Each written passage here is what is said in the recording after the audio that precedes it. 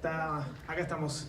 Bienvenidos y bienvenidas a esta charla, Mitos y Verdades de los Alimentos. Acá tenemos a Martín y a Sebastián, son amigos, colaboradores, trabajo con ellos en la UADE. Y entre otras cosas, escribimos juntos, yo colaboré, más que coautor, yo soy un colaborador del libro, en todo lo que quisiste saber sobre alimentos, mitos y verdades. En realidad tiene más que ver, ¿no, chicos?, con curiosidades de alimentos. La palabra mitos y verdades está buena, llama la atención, pero hay curiosidades de alimentos y que a veces no sabemos ni qué estamos comiendo, ¿no? Totalmente. Así que los dejo un ratito para que le comenten a los chicos de qué se trata esto. Seguramente ustedes todos los días ingresan a diferentes portales, diferentes diarios y se encuentran con noticias como que la Argentina encabeza ranking de obesidad infantil, ¿sí? Hace poquitos días salió que somos el país de Latinoamérica y Centroamérica que mayor cantidad de obesos tenemos. O noticias como que una reconocida marca de gaseosas ofrece $1 millón a aquella persona que le saque de encima un gran problema que tiene, que es el reemplazo del azúcar, ¿sí? O, por ejemplo, noticias como que los argentinos comemos menos frutas y verduras de lo recomendado por la Organización Mundial de Salud. Todos los días, estos son algunos ejemplos de las últimas semanas, pero todos los días aparecen noticias relacionadas con lo que es alimentos y últimamente hay tendencias a nivel mundial sobre alimentación saludable, ¿sí? Que no están ajenos a todos los que estamos acá. De hecho, esta gran exposición de Diego está relacionada con lo que es alimentación saludable, ¿sí? En línea las tendencias mundiales y nacionales. Estas son las principales tendencias relacionadas con lo que es alimentos, y fíjense las palabritas que aparecen como alimentos naturales. Ya vamos a ver qué es un alimento natural, cuándo un alimento es natural. Clean label, etiqueta limpia, ¿sí? O los famosos free from, ¿sí? Los alimentos libres de lactosa, gluten, ¿sí? Cada vez hay más productos en el mercado a nivel industrial que son libres de un determinado nutriente, ¿sí? Para algún determinado grupo poblacional. Estas son tendencias GMO free, vamos a hablar un poquito de los transgénicos, o las famosas tribus alimentarias, ¿sí? Cada día aparecen más cantidad de personas que se sienten identificadas con alguna tribu. Yo, por ejemplo, con la del Cometuti, ¿sí? Doy fe. Ahora les voy a contar. Por eso tenemos a Diego asesorándonos. Y estos son búsquedas en Google, por ejemplo, en los últimos años, ¿sí? Por ejemplo, relacionado con lo que es Clean Label, fíjense cómo va aumentando, o alimentos orgánicos, van aumentando lo que son búsquedas en esta herramienta, ¿no? Bien, ¿comemos para vivir o vivimos para comer? Yo sé lo que Martín va a responder, ¿no? Yo vivo para comer. Él vive para comer y ahí se sienta cerca mío en la oficina, él siempre tiene su chocolate, su licuado a la tarde, entonces lo tengo que retar un poco, yo soy más moderado. Pero bueno, él vive para comer, el resto... ¿Qué opinan? ¿Qué opinan? ¿Ustedes viven para comer o comen para vivir? No se animan. No importa, con la respuesta de Martín nos alcanza, ¿eh? Avancemos un poquito, a ver, ¿cuál es el mito o verdad más importante o el principal de este libro? Es que pasamos más tiempo con los alimentos que con nuestra familia.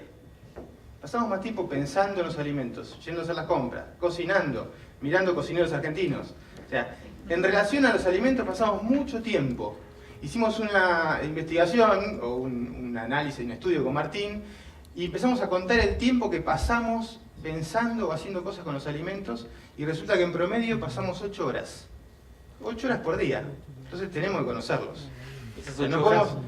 No podemos no conocer los alimentos por todo el tiempo que pasamos. Y por eso está Feri, por eso mucha gente que estudia nutrición y quiere demostrar todas estas cosas, ¿no? Esta media hora que están ustedes acá están destinados a los alimentos, ¿sí? No solamente es comer esto, es ir al supermercado, es poner la mesa, lavar los platos, todas las actividades relacionadas con esa alimentación, ¿sí? Y hay muchas cosas que todavía no sabemos. Fíjense, con toda la gente que estudia hace mucho tiempo y que pasa mucho tiempo con esto, todavía hay cosas que no sabemos y que nosotros no sabemos, que estamos todo el día haciendo experimentos de alimentos, tampoco sabemos todo, obviamente, ¿no? Bien. ¿Qué tienen los alimentos? Los alimentos tienen diferentes, como muchos de acá sabrán, hay seguramente nutricionistas o gente que está estudiando la carrera, pero básicamente están conformados por nutrientes, ¿sí? Los nutrientes son sustancias químicas. Vamos a ver que tenemos las macromoléculas y las micromoléculas, aquellas que, por ejemplo, las proteínas, hidratos de carbono, son todas sustancias en grandes cantidades presentes en los alimentos que nos aportan diferentes funciones, ¿no? Energía y demás.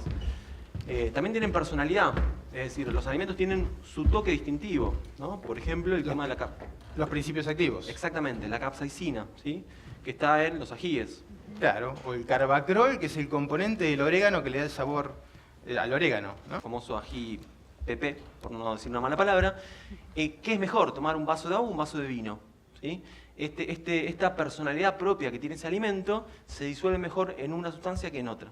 ¿Sí? Eso no quiere decir que se vayan corriendo a comprar ajíes y vino, Pica más tomando, ¿sí?, una de estas dos sustancias, ¿de acuerdo? Se la vamos a dejar con la intriga. Sí, se va. Sí, tienen física. Los alimentos tienen física. ¿Por qué? Porque están procesados físicamente. ¿Sí? De alguna forma tienen humedad, tienen pH.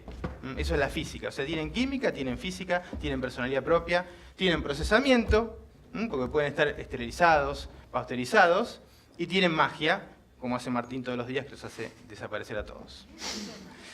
Bien, y esto es un rótulo nutricional que seguramente lo conocen, ¿sí? No hace falta andar en tanto detalle, pero sí prestar atención a las etiquetas. La gente no lee las etiquetas, y leyendo etiquetas podemos encontrar algo tan simple como que, por ejemplo, una galletita tiene como su ingrediente principal azúcar, ¿sí? Saben que los ingredientes se ordenan en forma decreciente, es decir, aquellos que están en cantidades mayores son los primeros, es decir, si uno lee este rótulo, el principal ingrediente de esa galletita es azúcar. ¿Sí? Con lo cual es importante leer las etiquetas para saber qué estamos comiendo, ¿no?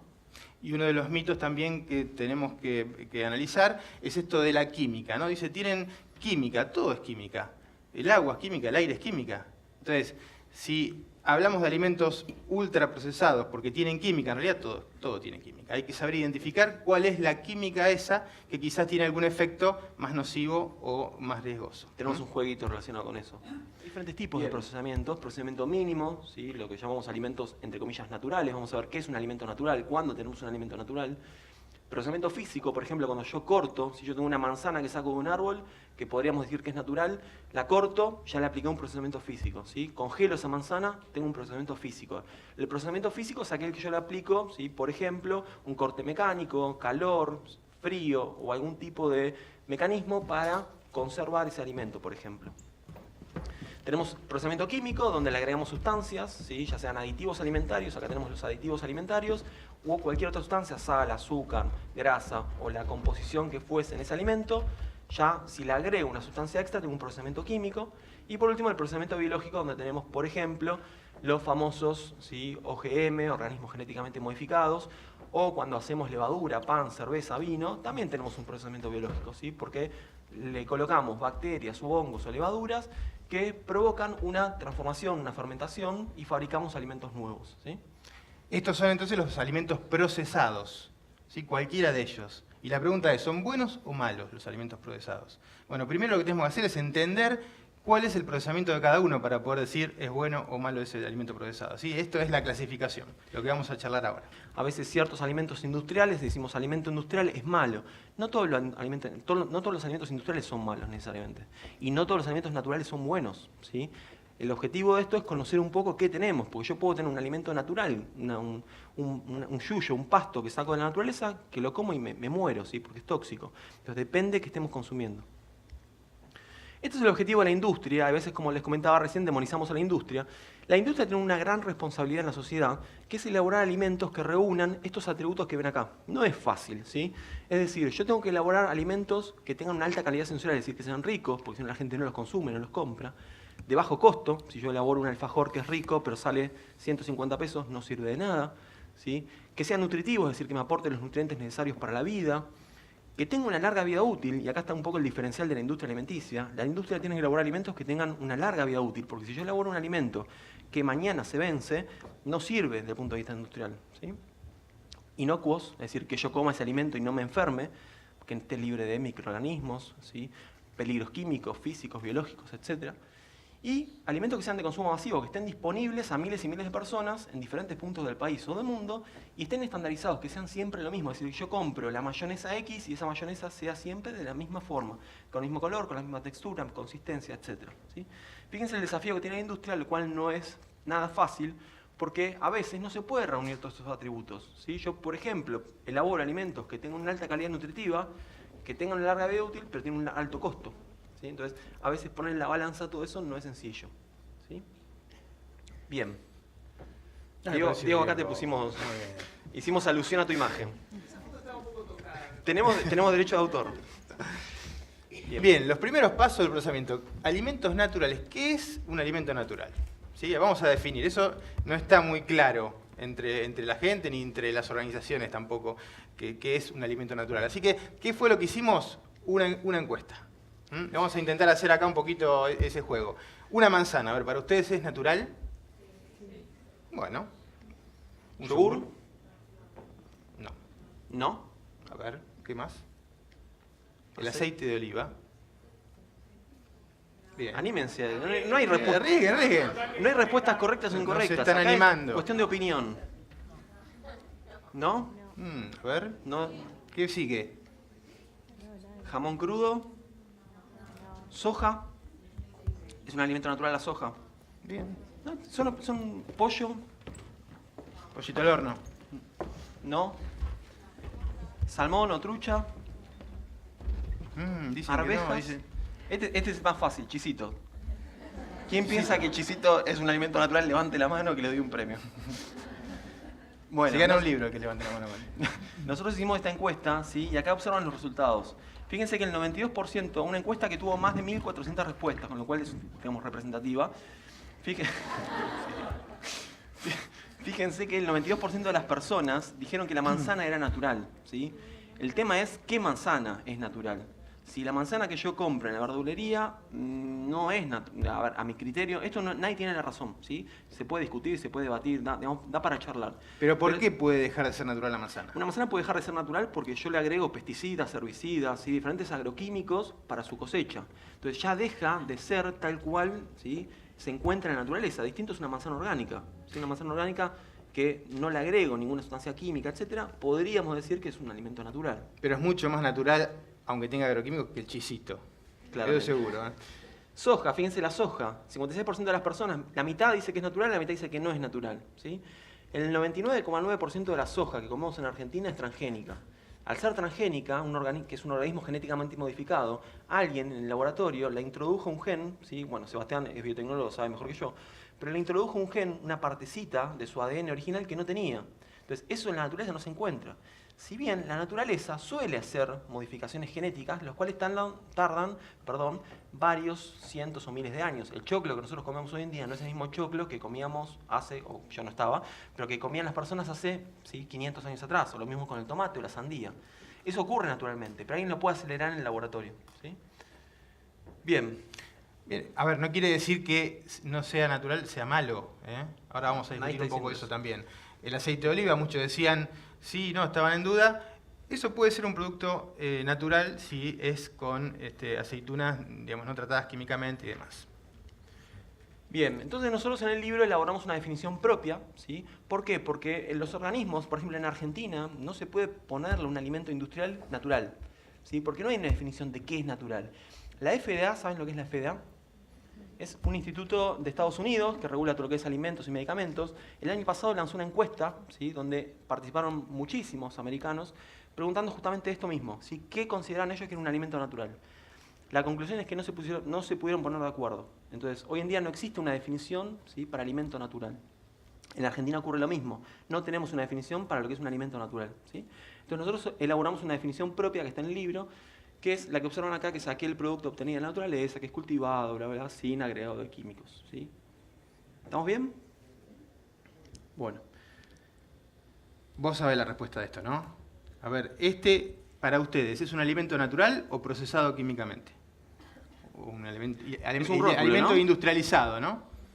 Es un rótulo que tienen agua 65%, azúcar, glucosa, fructosa, fibra, aminoácidos, ácidos grasos, fitoesteroles, tiamina, colores. Mucha química.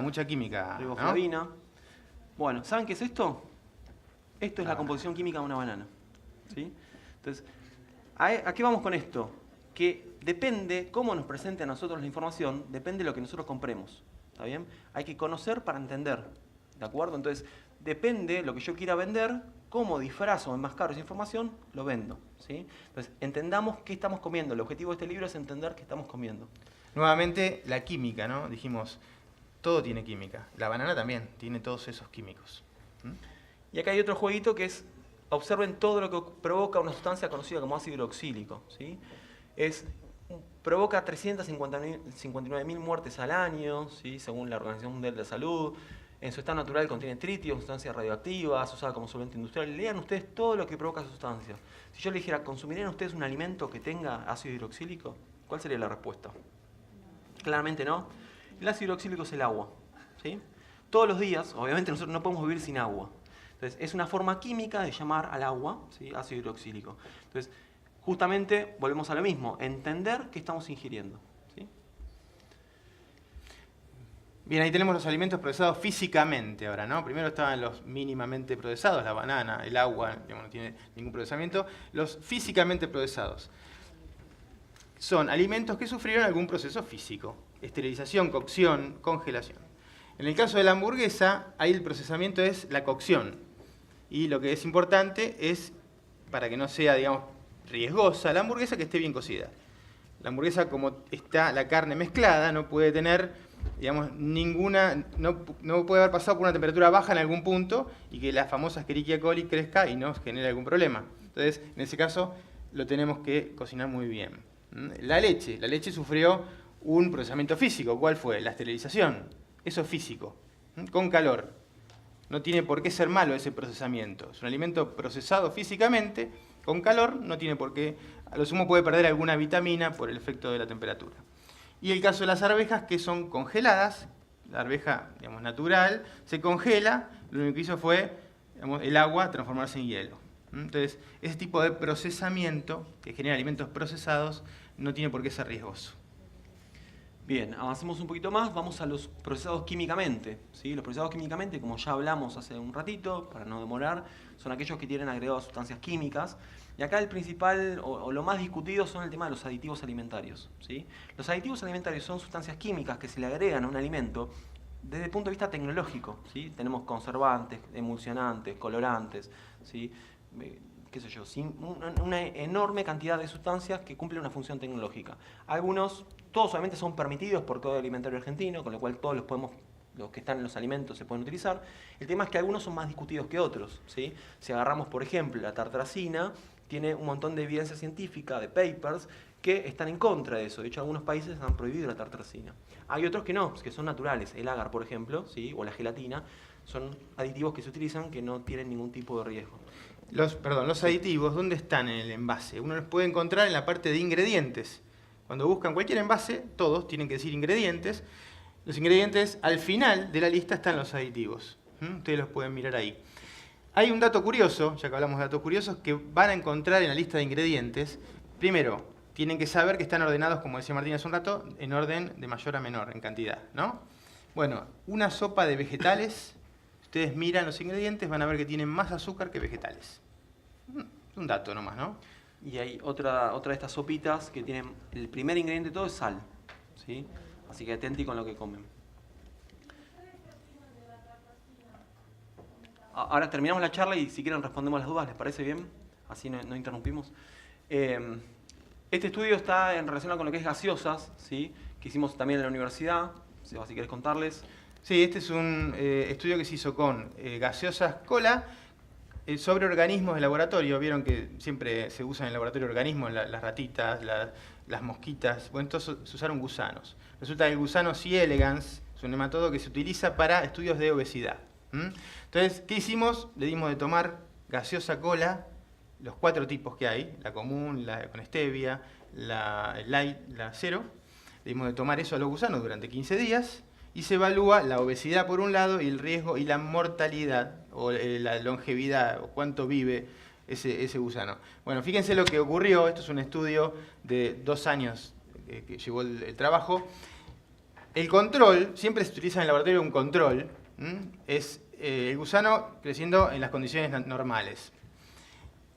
Se comportó de la misma forma que el CE1, que es la light, la gaseosa light, y el CE2, más o menos de la misma forma, que es la cero. No ocurrió lo mismo con la común y con la life, la que tiene stevia. Fíjense cómo los gusanos acumulaban más grasa en esas dos situaciones. Es un dato interesante también para tener en cuenta. Y luego de este lado van a ver la sobrevida. Esto es cuán rápido se morían esos gusanos. Bueno, yo digo se morían y parece una película de terror, pero es así. El control, el azul, se moría más lentamente y los otros un poquito más rápido. También yo estoy haciendo un experimento en vivo, en directo, estoy tomando gaseosa. A ver cuándo me muero. No quiere decir que nos vayamos a morir por tomar gaseosa, pero pues son gusanos, ¿no? Esto puede extrapolarse de alguna forma, pero digamos, siguen siendo gusanos. ¿Qué quiere decir? Que tenemos que seguir investigando, ¿sí? Y la obesidad es algo muy importante para investigar y estos gusanos nos dan ese modelo, nos permiten con ese modelo poder avanzar un poco. Tenemos que ir cerrando ya en 5 minutos, así que les contamos rápidamente. Esto es una aplicación que desarrollamos en la universidad. Los invitamos a pasar por el stand donde también están los libritos y está la aplicación para que se la puedan descargar ahí y probar con alimentos. Lo que hace es mostrar un gráfico con colores en función de la cantidad de grasa, azúcar, sodio que tiene el producto y aditivos, dónde está ubicado ese alimento. Es decir, muestra dos ejes. El eje Y, cuanto más arriba está, mayor cantidad de aditivos tiene ese alimento. Y el eje X, que es índice de grasas, azúcar y sodio, cuanto más a la derecha está, más grasas, azúcar o sodio tiene ese alimento. Y lo interesante es que compara por rubros, ¿sí? Es decir, uno puede, por ejemplo, comparar lácteos, donde escanea el código del producto, ubica el punto, por ejemplo acá, en este caso una leche descremada, y puede comparar con otro tipo de bebidas dentro del mismo rubro, ¿sí? Como decía Sebastián, tienen esta opción de buscar por nombre, pueden poner el nombre de un producto, escanean el código barra, la segunda opción, o si no encuentran la base de datos, ¿sí? Pueden ingresar los datos manualmente. Está habilitada por el momento para 4 categorías, que son bebidas sin alcohol, lácteos, galletitas y aderezos. Bien, para cerrar entonces tenemos el procesamiento biológico, el que falta, pasamos por el mínimo, el físico, el químico, el biológico. ¿Qué es el procesamiento biológico? Es el procesamiento desde la biotecnología clásica, usando levaduras, microorganismos, para obtener pan, vino, cerveza, quesos y demás, y con la ingeniería genética, haciendo modificaciones como para la soja transgénica. ¿Sí? Bueno, acá también hicimos nosotros en el laboratorio experimentos, qué pasa con el transgénico y su efecto. Nosotros vimos que en moscas, la mosca de la fruta, esta que aparece chiquitita volando sobre la fruta, no tiene ningún efecto transgénico. Es un experimento más, hay un montón de experimentos de este tipo y por ahora no se ha demostrado efecto con eso, efecto negativo, ¿no? El problema en los transgénicos está en el glifosato, ¿sí? Son las sustancias químicas que utilizan para, tirar y matar todo lo que no sea la soja, ¿no? Hay el mal uso, en el abuso del glifosato es donde está el problema. Bueno, y para cerrar, el libro tiene un capítulo de nuevas tendencias tecnológicas que explica un poco lo que se viene, ¿sí? El futuro de los alimentos, y lo clasificamos en nuevos ingredientes. Por ejemplo, está todo el tema de envases comestibles, donde hoy en día se están desarrollando diferentes tecnologías que permiten envasar alimentos y en vez de, obviamente tienen también un tema ecológico, en vez de tirar el papel, el film o lo que fuera, la basura, uno lava, ¿sí? Como si fuese una fruta ese alimento y se lo come, ¿sí? Con el papel incluido, con el packaging incluido. También hay un alumno, ya no es alumno, es graduado de la universidad que justamente hizo un trabajo sobre esto. Esto que ven acá, por ejemplo, son burbujas de agua comestibles. En vez de vender agua en botellas, se están vendiendo burbujas de agua comestibles donde uno directamente se come esa burbuja y es agua, ¿sí? O utilizar extractos naturales como, por ejemplo, antimicrobianos, ¿sí? Esto es orégano y demás. Nuevas propuestas, todo lo que es gastronomía molecular, que acá hay un montón de charlas relacionadas con ese tema, ¿sí? Los superalimentos, ¿sí? La palta, por ejemplo, aquellos alimentos que tienen mayor concentración de nutrientes que otros en la misma masa, etc., ¿sí?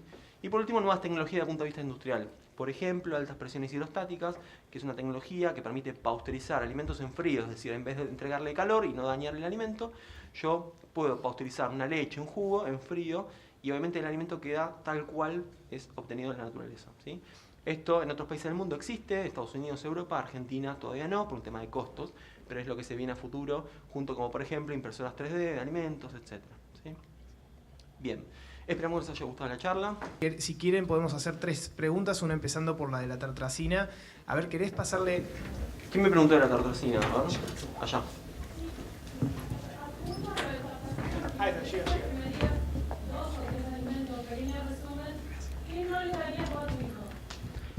Mirá, yo siempre digo que lo ideal para mí es el equilibrio, ¿sí? Es decir, relacionado primero con la tartracina, nosotros hicimos para la aplicación una recopilación, una gran base de datos de alimentos. Tenemos todas las bebidas no alcohólicas del mercado. El 66% de las gaseosas y las aguas saborizadas tienen tartracina, ¿sí?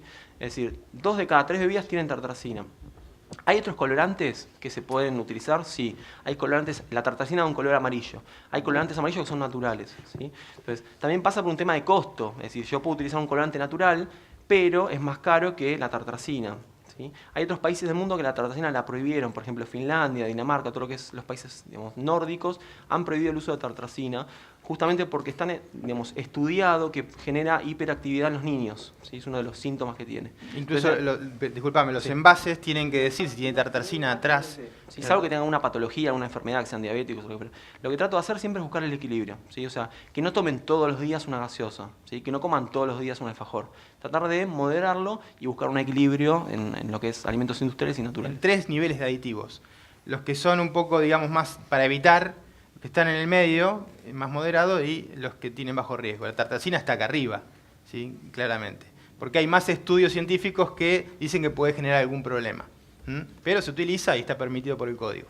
Bueno, con la aplicación que desarrollaron los chicos desde la fundación, han venido a golpear la puerta muchas empresas porque sus productos supuestamente light, cuando les escaneaban el teléfono, a veces no daban tal así, pero siempre con la pregunta, ¿no?, de cómo podemos mejorar el alimento para que nos dé bien desde el lado o de los aditivos, porque eso no es cosa que siempre se evalúe de los alimentos. Nosotros evaluamos grasas, calorías y azúcar, y los aditivos muchas veces no. Así que está bueno esto porque está generando un movimiento que estimula que quiera crecer la empresa.